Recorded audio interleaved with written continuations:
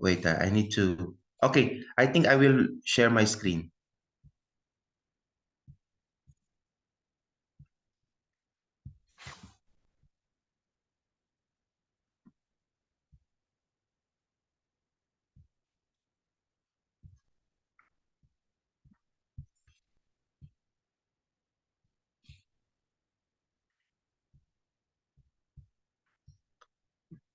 So now you're able to see my screen. Now I will share. I will share. I will going to share my screen now.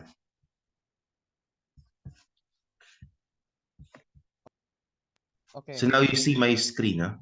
Yes, we can see it. Okay, very good. Okay. Now I can do that. Now I can. Okay. Thank you very much, sir. So again, thank you very much for inviting me. Let me uh, do this very quick, and then um, we will continue to to have a dialogue and Q&A discussions about these important issues. Now, the title of my presentation is Colonialism as Usual, no? Understanding the Israel and Palestinian Gaza, the so-called conflict.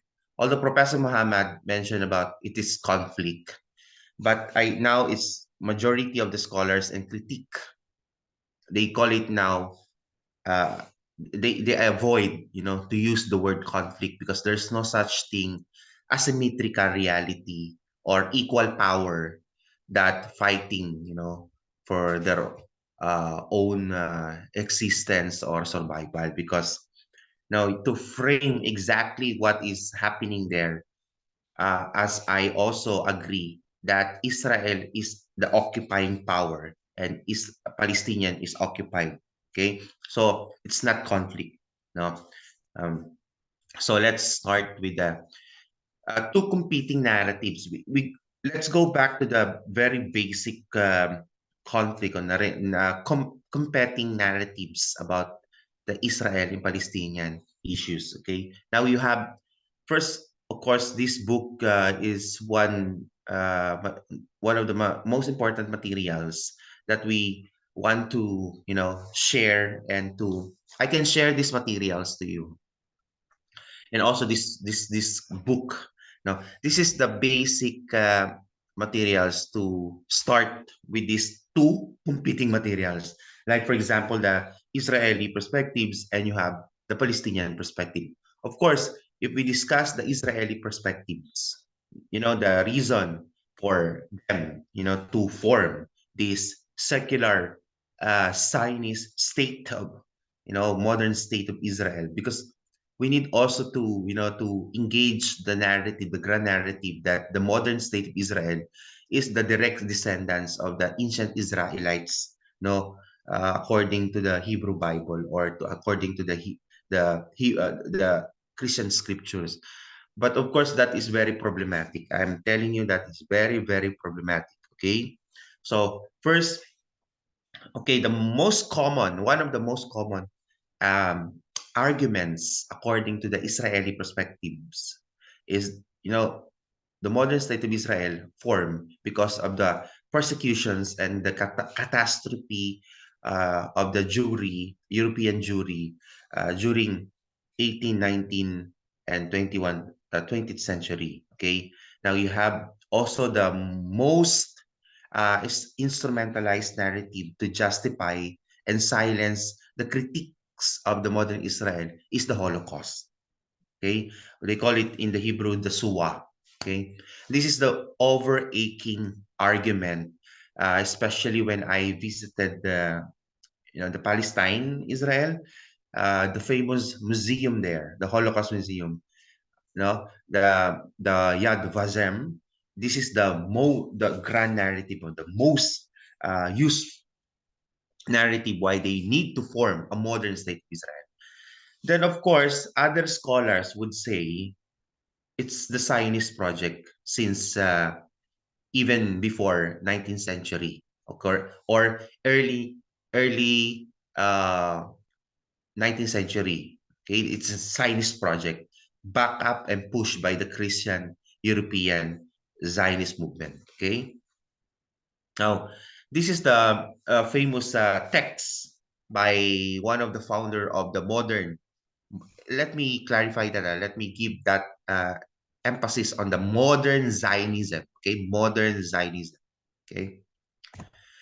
Now, for Palestinians, if for Israeli, the 1948 establishment of the state, modern state of Israel, has become the glorious day for them in response to their persecutions and catastrophe, uh,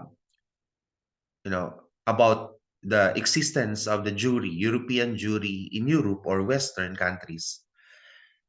You have this Palestinian narrative and side that said that 1947 and 1948, it is the catastrophe for Palestinians. Okay, in contrast to what the Israeli or the Zionists claim. Okay, for them, it is the catastrophe that is one of the most sad uh, event or days in the Palestinian history, okay, or even in the Arab history, okay. They call it the Nakba, okay. And so if you hear the word Nakba, it is means in Arabic the catastrophe of Palestinians, okay.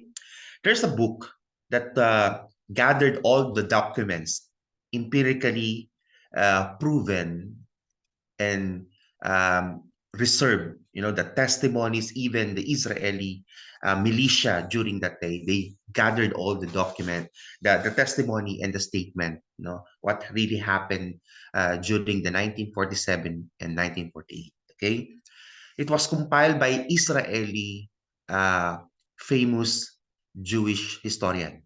Okay, his name is Ilan Pape. He published a book to expose what really happened that time. Okay, because the Palestinians' voices was silenced by the colonialist illegal settlers from coming from the Western countries, the Israeli. So the title of the book is the ethnic cleansing by Palestinian. Okay, it was well documented. Okay, and there were soldiers, top military officials or militia at that time uh, proved that there's a lot of massacres happened during the 1947, 1948. Okay, so and there are many town and villages was dismantled and uprooted that time. Okay, now according to the many sources, okay, sorry, excuse me, there are almost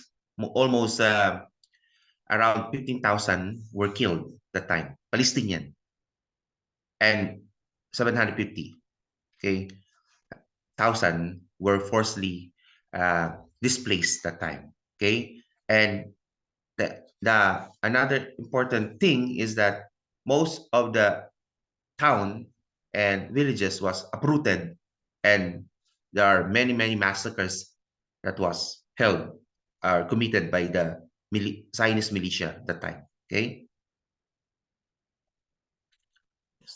so you have these names of the town and villages: the Baldat al-Sheikh massacre, al-Bazaya massacre, Laida massacre, Abu Shasha massacre, al-Kishas massacre, and Sasa massacre, and all these towns and villages were flattened, okay, eradicated by the Zionist militias that time. Now, the ethnic cleansing, actually, what happened now in October 7 until now, it's not new. Okay, let me give emphasis on that statement. Okay, what happened now to Palestinians in Gaza and also in the West Bank is not new. Okay, it started this ethnic cleansing project by the Zionists since before 1947 and 1948. Okay? Now you see villages and towns that depopulated by the Zionist soldiers at the time. That is based on the Al Jazeera, and it was also documented by many human rights groups in Palestine and Israel. And some of the NGOs, human rights group like uh, Jewish for Voice, Justice, uh, Israeli Committee Against House Demolitions. This is the examples of the Israeli human rights based NGOs who documented all these things, and of course, including non-Israeli groups. Now, this is the important, well documented, well scholarly written, and it's hard to refute these evidences and these claims because of these scholars, like Rashid Khalidi, who is a Palestinian scholars and historian, and including, of course, Ilan Papay, who is a modern Israeli historians. So these materials are very, very important, to cite and to back up, this um, statement that they're the catastrophe of Palestinians during the establishment of the State of Israel. Now you see, from 18, as I mentioned a while ago, that even before 1948 and 1947, you see it was started, to populated the Palestinian land by the Zionist movement, the Zionist settler movement in Palestinian coming from Western countries like Eastern Europe and Western Europe. You see the blue dot is the settlement or illegal settlement or even settlement that established by the Zionist movement. Now let me ask you to okay, let me do that for you. Okay, let's see. Let's watch this link.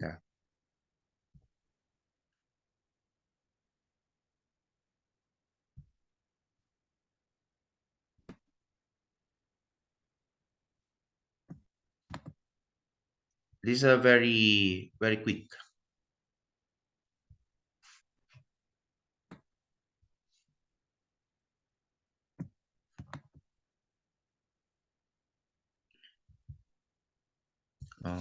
Let me.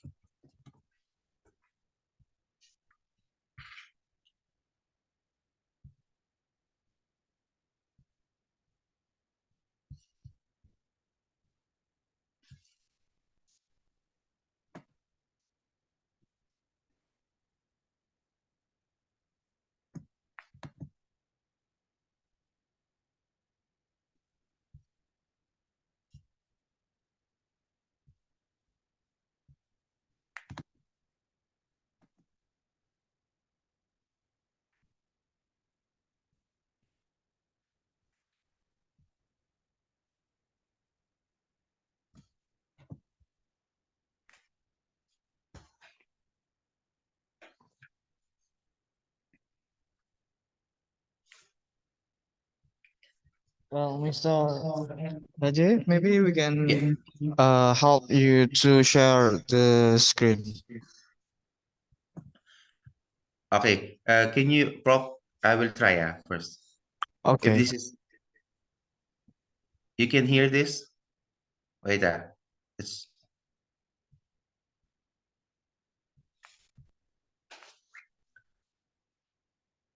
you hear? It's audible. Oh, cannot. We cannot Audible. hear. It's audible. Hello, Mr. Hadje. Could you send Y- the URL maybe? And we would like to share the picture or the information for you. You can Okay, share okay. maybe in the URL to the chat room, and maybe our committee will help you to present the information regarding to your topic. Thank you. Okay, thank you. I already sent the link.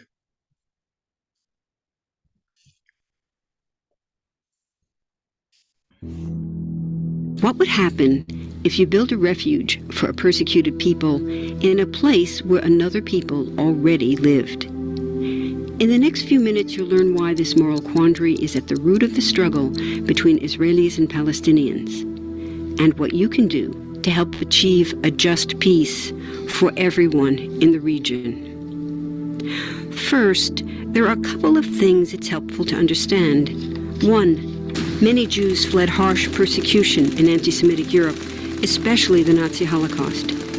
Zionists encouraged massive immigration to historic Palestine, at that time a British colony, where Jews had an age-old connection and where small Jewish communities had long existed among larger groups of indigenous peoples. But when the UN offered the Jewish immigrants the majority of the land for a new state called Israel, for the indigenous Palestinians who lived there, it was a massive destruction of life. They rejected the UN's partition plan, and several Arab states invaded the new state of Israel. Israeli forces essentially erased over 400 Palestinian villages and towns. By the end of the fighting, Israel controlled 78% of historic Palestine. And when 750,000 Palestinians who fled or were expelled during fighting tried to return to their homes where the new state now stood, they were permanently barred by the Israeli government. While over 100,000 of their relatives and neighbors who hadn't left became second-class citizens of the new state, along with the new Jewish majority. Today, Palestinian refugees and their descendants number in the millions. Most are in the Gaza Strip, the West Bank, and Jordan. Many are spread throughout the world, with millions still living in refugee camps, seeking to return to their homeland.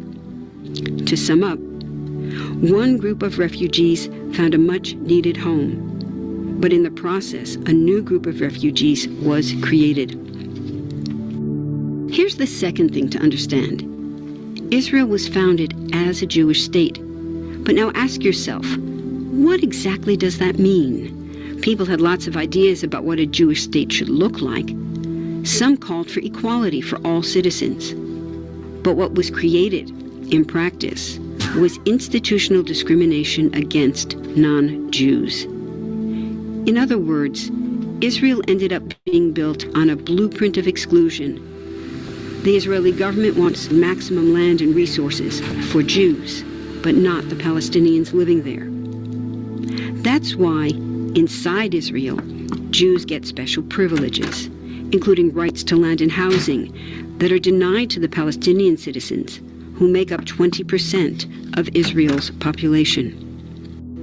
That's also part of why Israel has never defined its borders. In fact, they still hold on to land, the West Bank and Gaza, that they conquered in the war in 1967. Since then, Israel has built Jewish settlements throughout the occupied West Bank, building Jewish-only cities and supplying them with infrastructure like roads and army camps, schools, and even a college. Military occupations are meant to be temporary, but after 40-plus years, this one looks permanent and entirely unjust. In the West Bank, Israeli Jewish settlers and Palestinians live on the same land, but must live under two completely separate and unequal systems of Israeli law. The Jewish settlers dominate the natural resources, including water and agricultural land, and they're backed by the Israeli army. To maintain the occupation, Israel has demolished thousands of Palestinian homes and orchards, confiscated Palestinian land, bombed a captive civilian population in Gaza, and punished resistance with raids, arrests, and assassinations, all to gain maximum land, while making life so difficult for Palestinians that they will either leave or be too afraid to resist. Palestinians have fought back. For decades, they tried to achieve national liberation through armed struggle. Some groups still do. But the majority now support popular protest instead. The deeply harmful pattern of control, repression, and violence profoundly harms Palestinians living under occupation and Israelis living as occupiers. This must be broken to reach a peaceful and secure future for both peoples. Now that you understand the problem, what about the solution? What about peace talks? So far, over 2 decades of U.S.-backed peace talks have actually made things worse by helping Israel continue the occupation. It's been years of talking while Israel massively expanded the Jewish settlements and literally redrew the map. Peace talks are good if they're real, but not when they're theater to cover a land grab. So now what? The current world superpower, the United States, has been a terrible friend, enabling Israel's destructive and self-destructive expansion onto Palestinian land by funding the Israeli military, the biggest recipient of U.S. foreign aid in the world. But there's another superpower that can make the difference: you. There's a movement with hundreds of thousands of people just like you across the world, including Palestinians and Israelis, protesting, educating, divesting, and boycotting, all to bring nonviolent international pressure on Israel to stop violating human rights of Palestinians. Throughout history, where governments have failed to push for justice, people just like you, like us, have taken the lead and won. Now it's the Palestinians' turn.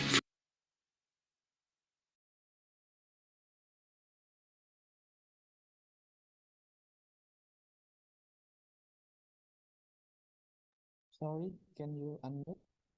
Sir, you still unmute. Mr. Hadje, you already mute your microphone, apparently.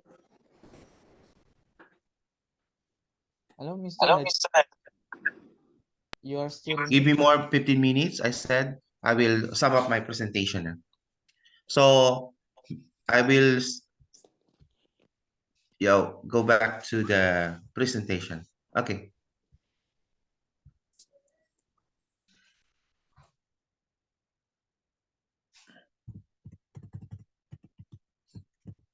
Now, basically, you see the logic of the so-called conflict, okay, between Israel and Palestine.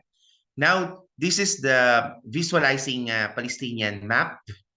Obviously, this is now the case of Palestinian from 1918. Now, in 2023, is more become more difficult to see the land of Palestinian because the modern state of Israel are continually building illegal settlements inside of Palestinian territory. Okay.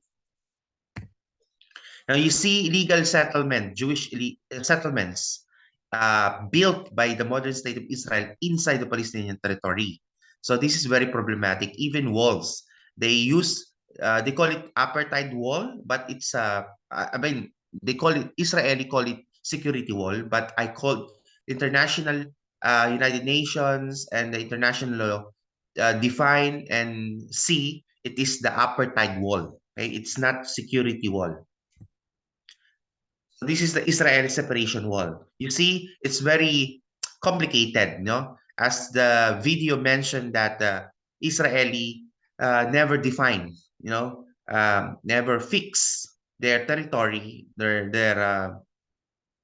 territory territory. So that is very problematic because wall become instrumental to steal the land of Palestinians and also to punish Palestinian, to avoid them to have mobility, to kill their agricultural economy, their domestic economy getting bad because of this wall. Okay, now how the wall look like? This is the wall looks like. Global community thought that they imagine that the wall is only like it depends to any aggressions, the so-called aggressions from the Palestinian. But that's not true because we went there. I see that this wall, we observed there, we documented all the human rights violation committed by Israeli Defense Force. Okay, and it was really guarded by the Israeli soldiers. This wall. So every day we saw human rights violations, dehumanizations of Palestinians to cross this apartheid wall. So see, it's very funny how, very unfortunate and very funny how the Israeli built this wall.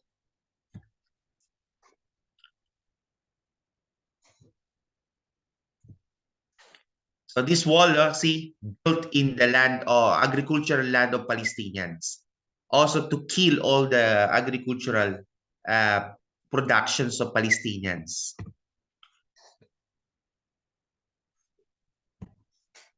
So to compare the Berlin Wall and Israel Wall, the Israelis wall is very, very thick and high. Okay. Now, aside from the wall, of course, you might think that Israel built illegal settlements inside the Palestinian territory. Now, the waste system, the sewage system, we went there, we observed that, we saw what is the reality of this illegal settlement built by the state of Israel. All this dirt, the waste, was directly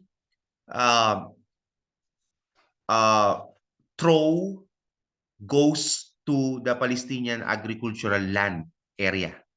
Okay, imagine that. All the waste of illegal settlements.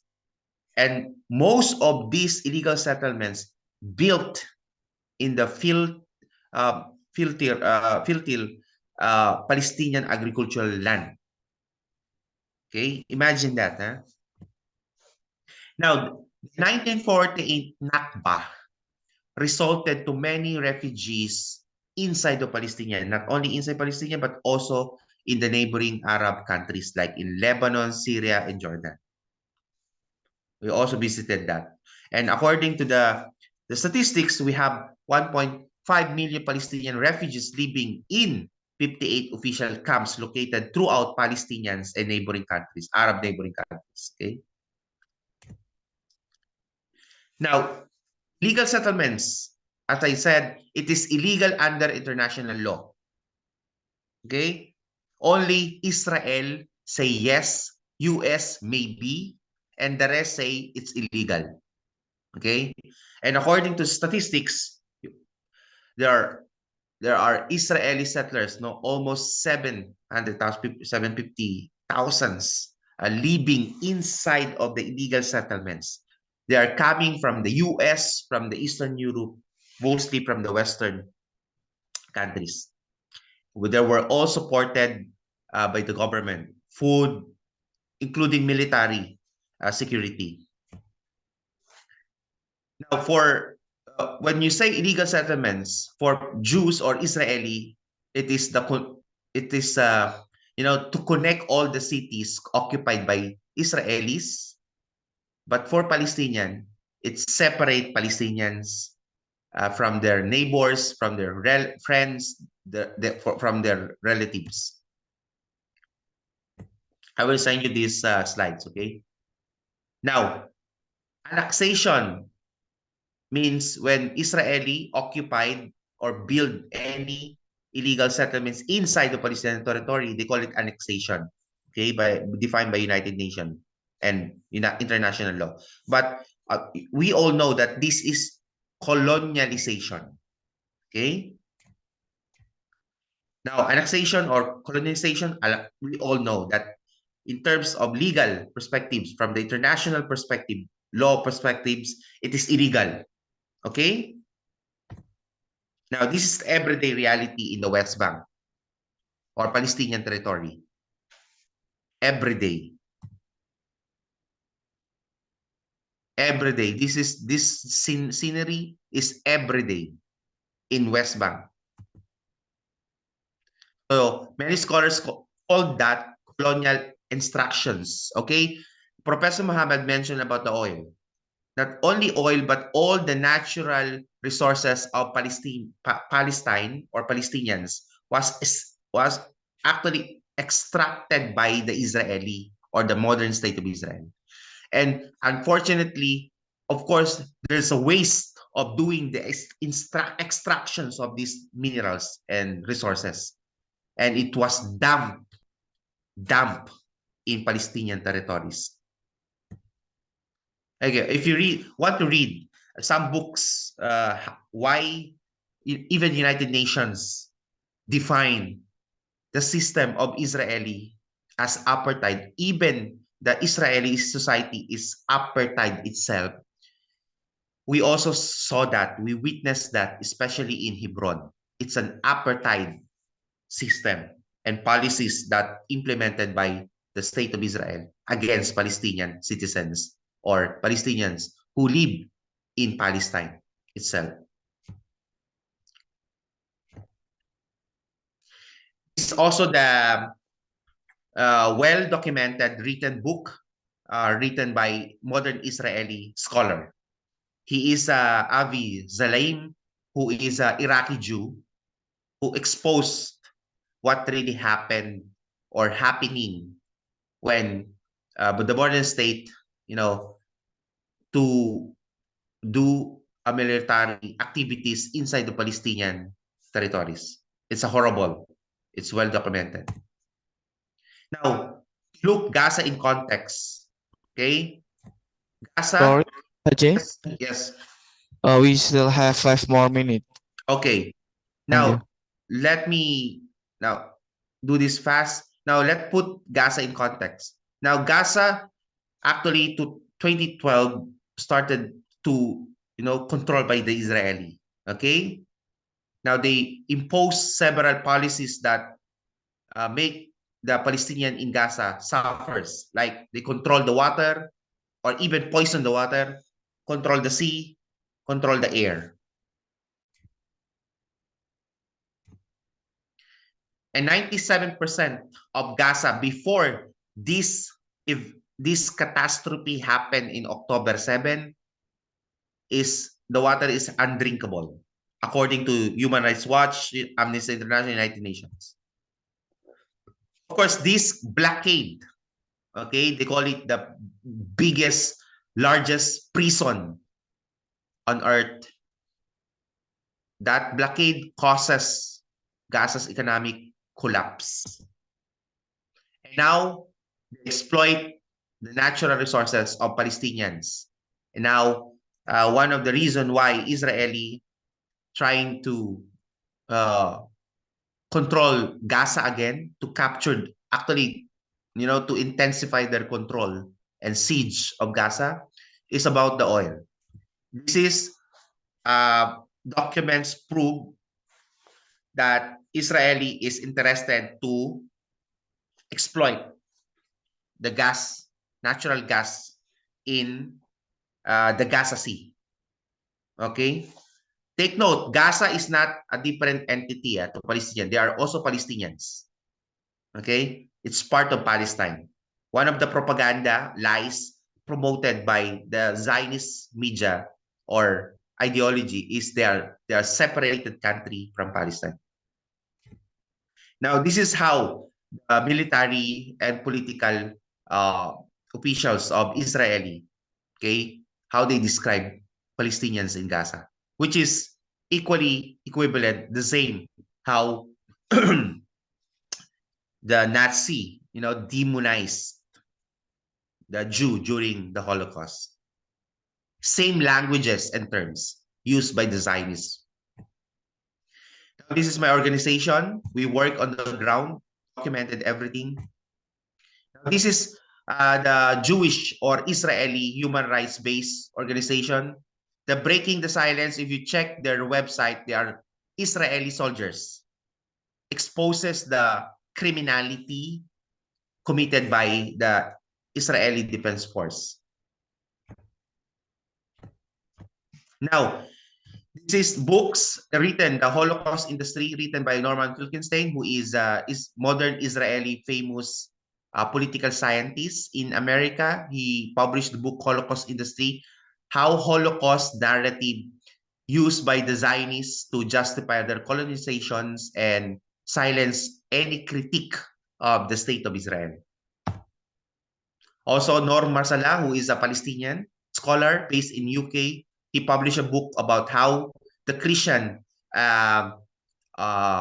literal interpretations of the Hebrew Bible justify the Zionist ideology and Zionist colonizations. Of course, the lobbyists from US, the Zionist lobby from US and Europe also. Okay. Now I think I will end that part. Thank you. If you have questions, please let me know. Well, okay, thank you, Mr. Hadje, for delivering material about Palestine, Israel. We cannot see the conflict, yeah. Okay, directly to the audience who want to raise the questions, I please you to raise the questions by raise your hand or by type in the chat box. First, the first audience, I please to Gibran Zakir to raise to speak to convey your questions. Okay, thank you for this opportunity. My name is Gibran from International Relations to 2021. Let me ask about one-state solution. Is it possible for implementing one-state solution? Maybe we could call them as the Federation of Levant. So we'll hope it might no risk fusion between these two sides. There will be no territory dispute and foster trust building. Because I think it's going to be hard for Palestine because they have a non-contiguous right now. So if we still rely on two-state solutions, it's going to make Israel easier to conduct the blockade. But with one-state solution, all this problem will be a domestic problem, not as a two-side that conflicting. In addition, we should condemn any radical paradigm from both sides and any violence to build long-term peace and stop the vicious circle of vengeance. Thank you. Okay, let me respond to that very fast. Okay, you said one-state solution. I don't think that is possible now because even Israeli, the Jewish, the Zionists, most of the political parties dominated the political arena of the Israeli politics. Now, these biggest dominant political parties, even the party of Netanyahu, the Likud, they all pushing to a Jewish state, okay? Meaning there's no Palestinians, no half-Jew. You know why this is very problematic? Jewish state, meaning only inclusive or exclusive for Jewish American or Jewish European, to make it very vulgar. Second, now how about the two-state solution? Now, two-state solution is now impossible because until now, despite of many diplomatic talk and peace process between Israel and Palestine, Israeli government continually building illegal settlements inside the Palestinian territory. Second, why most of this diplomatic talk and peace process sponsored by the West, especially by the America, failed many times? Why? Because in every including Oslo Accord, Camp David, this is a very problematic documents because in the document agreement, there's no assurance of independent Palestinian state. Second, there's no condemnations and promise to dismantle all the illegal settlements built by the Israel inside the Palestinian territory. There's no agreement on that. So that's very problematic. That's why most of this diplomatic talk failed and also peace process failed because Palestinian rejected this agreement because there's no assurance of independent Palestinian state statehood. Okay? Now, I also don't want to use the both sidism. Both should be condemned. Okay, let me say this frankly, boldly. Hamas and other Palestinian resistance movements is the direct result of Israel brutal military occupation of Palestinian land. Okay? Why we have Hamas? Why we have violence and conflict? Because the occupation. If we don't have occupation, we don't have Hamas. That's simple as that. Well, okay, thank you, Mr. Hadje. I think it is clear the answer. For the next, because we still have 10 minutes more. Please, Mas Muhammad Fatih, please raise your questions. Okay, thank you, Mr. Ari, for the opportunity. My name is Fatih. I am an international relations student in University of Diponegoro. I would like to ask Mr. Sadje regarding the stance of Arab states. As we know, historically, the Arab states waged war against Israel in the first Arab-Israel war. But why the Jordanian state annexed the West Bank instead of giving the territory of West Bank to the Palestinian government, and why there is no cooperation between Egypt and Jordan in the historical context? Because the Gaza Strip were controlled by the all Palestinian government in Egypt, but the West Bank is under Jordanian control until the 6 Days War. And why today, even until today, the Arab states, it seems inactive in raising the concern of the Palestinian issue? Thank you, Mr. Sadje. Thank you for your important questions. Actually, honestly, the problem is, I think that's the challenge for Arab states. No, now you know. Again, let me tell you this: that peace talk, peace process,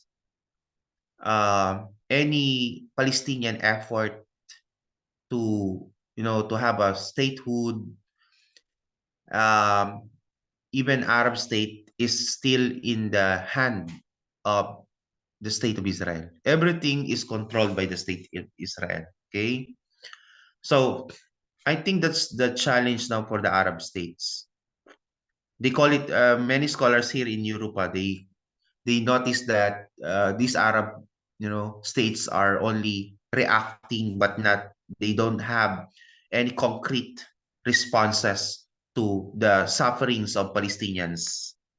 Okay, so yeah, that's very problematic. But many view this Arab state as allied, by the state of Israel because of some economic interest in the region.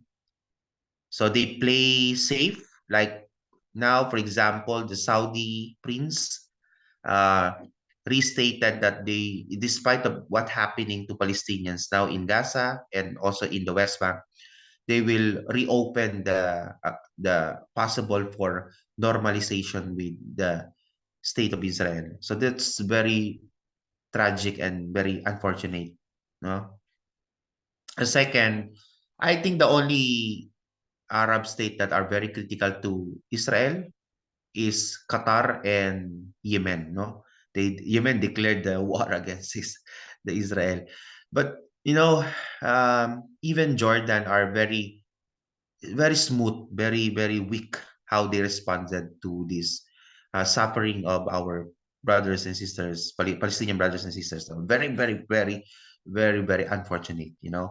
Yeah, that's one of the. I think the thing is that they are the one who should answer these questions. Perhaps they don't want to get fully involved with this because of the economic interests and geopolitical issues in the Middle East. They play safe.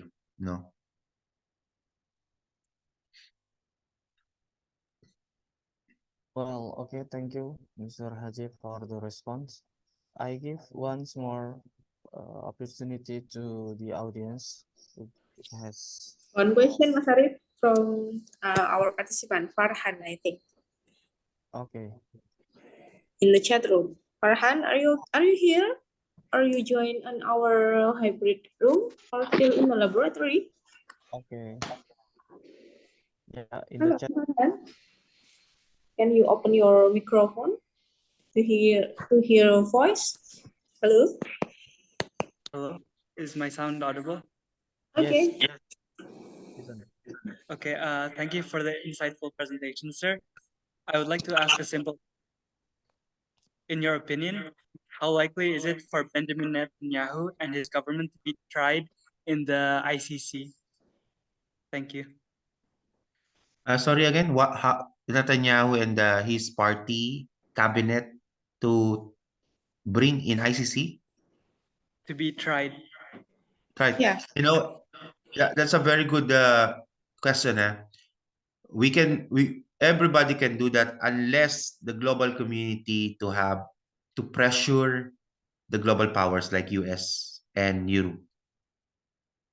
But unless the global community will not react and act according to international law, that's impossible.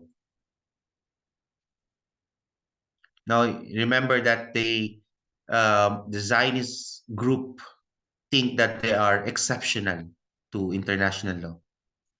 As long the US back up this government or state, it will not happen.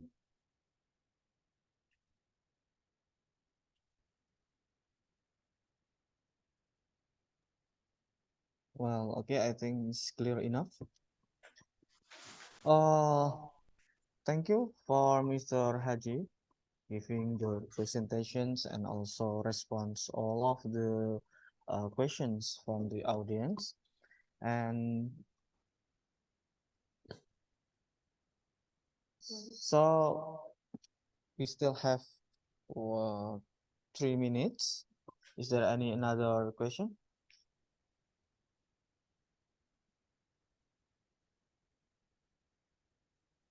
If no questions, maybe I will raise the questions to Mr. Hadje about Zionism. Let me know about the clearly, is the Zionism moderns are different from Zionist traditional?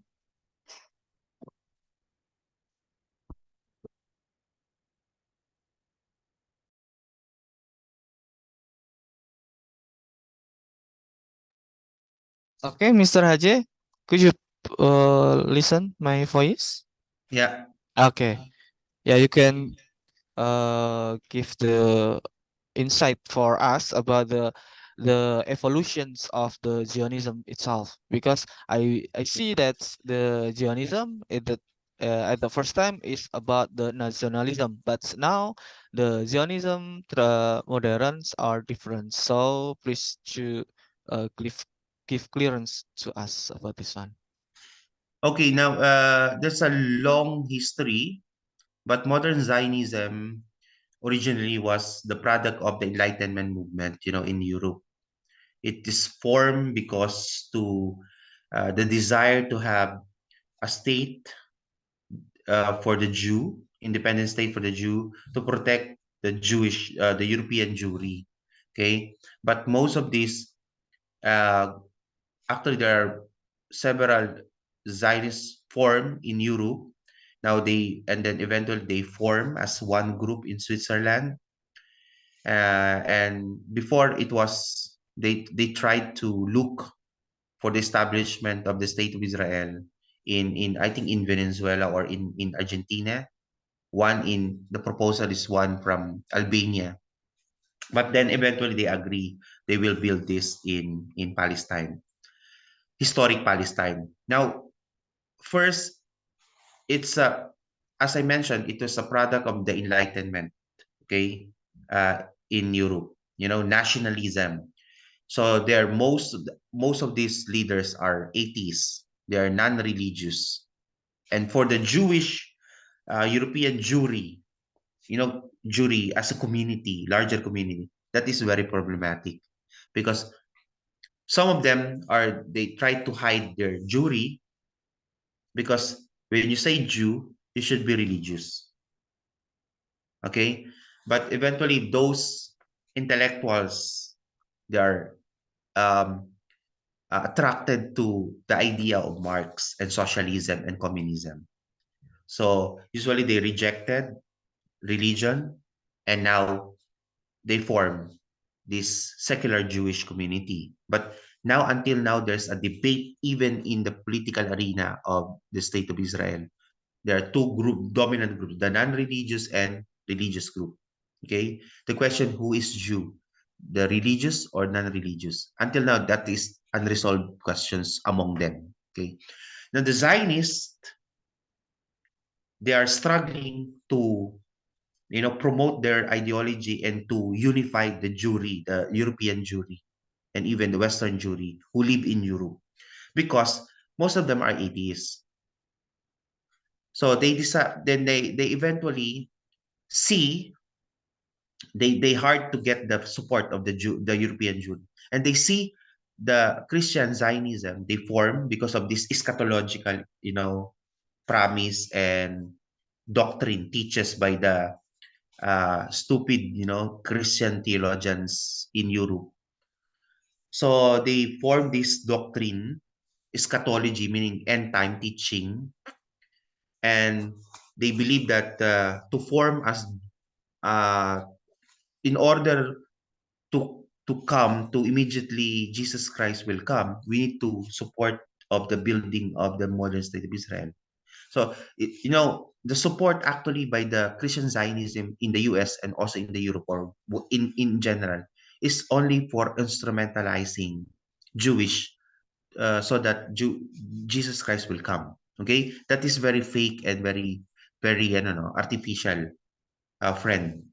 So they're only using, the Christian and the Jewish. Okay. Now, then eventually they see that the Christian supported and funded this project of this Zionist project in Palestine. Now, from secular, like Ben Gurion, who become the father of the modern father of the modern state of Israel, is a Zionist, meaning well, Zionism is the official ideology of the state now. Now, these founding fathers are atheists.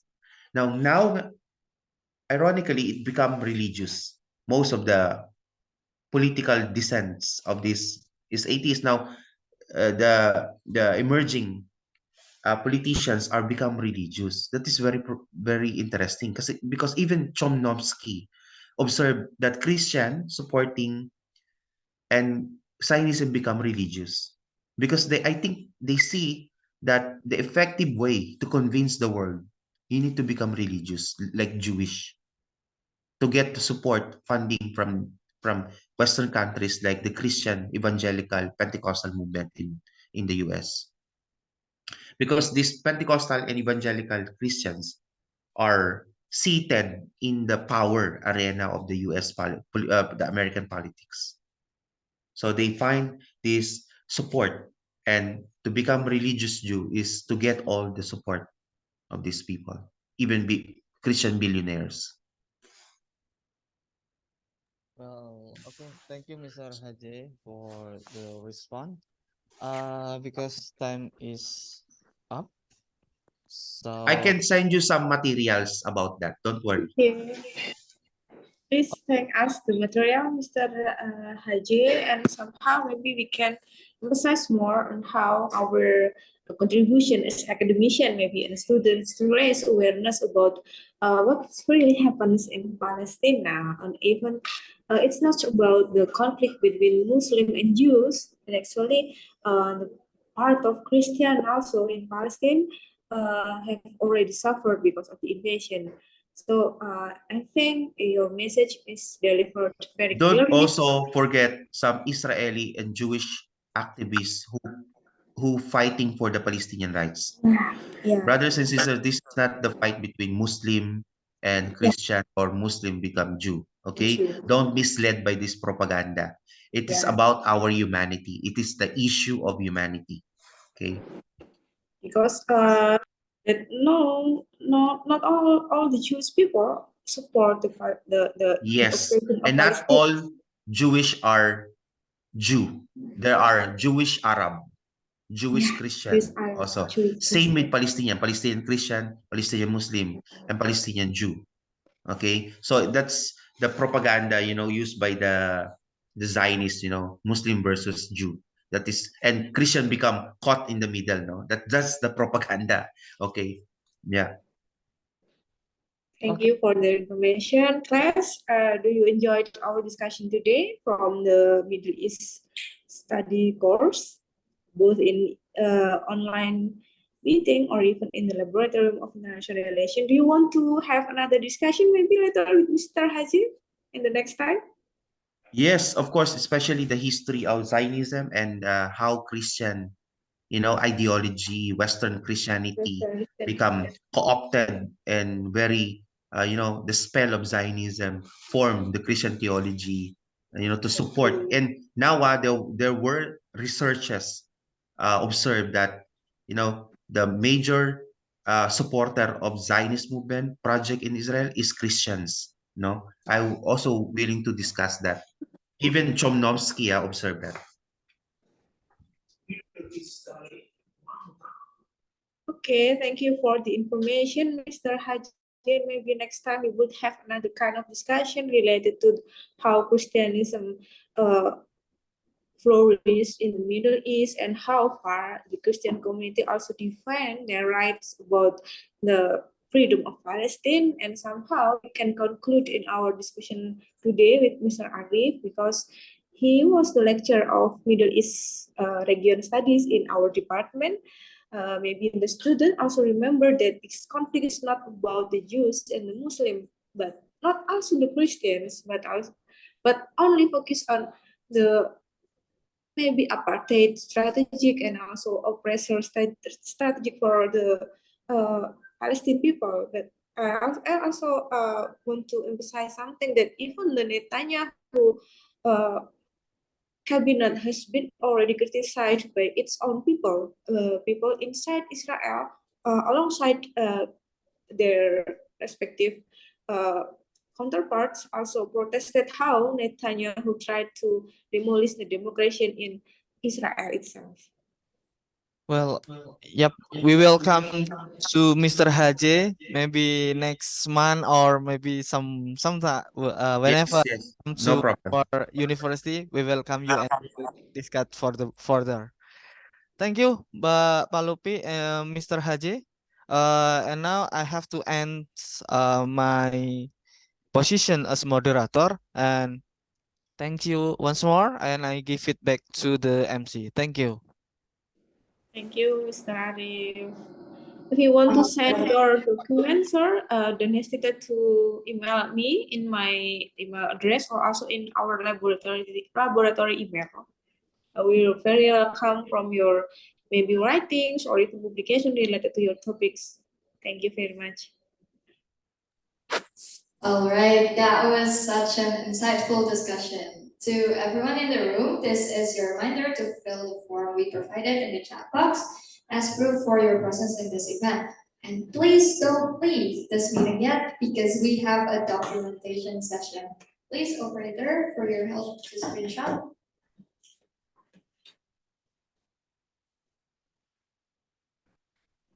Mr. Haji, if you don't mind, would you like to open your camera to have a photo session with our students, both online and in the laboratory? Okay, the operator, time is yours. Yes, please turn on your camera, everyone. We would like to see your beautiful faces, and who would not like to document this moment, this very beautiful moment for us, discussing a really interesting topic. I will count down for the screenshot to happen. Okay.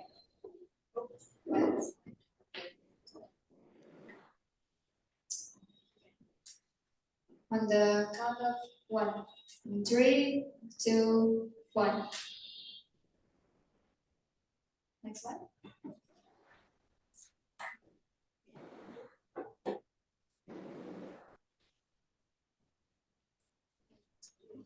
Oh, sorry. Okay. Ketiga ya. Another pose, please. 3, 2, 1. One more pose, maybe. Okay. Okay. It seems like that's enough for the documentation. Okay, thank you, Mr. Hadje, for your presence, and we would like to have another kind of discussion with you and maybe your colleague from SOAS or even from Palestine. And I hope we could have a fruitful discussion later. And thank you also, Mr. Arif, to back up me because I cannot present physically on the All right. Thank you so much. laboratory and all of group computer. Thank you for your presence, Mr. Hadje. Good evening or maybe good morning in Belgium. Thank you for your presence. See you. Thank you, guys. All right. Thank you so much, Mr. Hadje, for being the speaker for today, and Mr. Arif and Ms. Palupi for moderating the discussion, and all participants that have attended today's discussion and actively participated in the Q&A session. On behalf of the organizing committees, I would like to apologize for any mistakes in any way regarding today's event. We sincerely hope that today's IRUDLab Talks will be beneficial for all of us.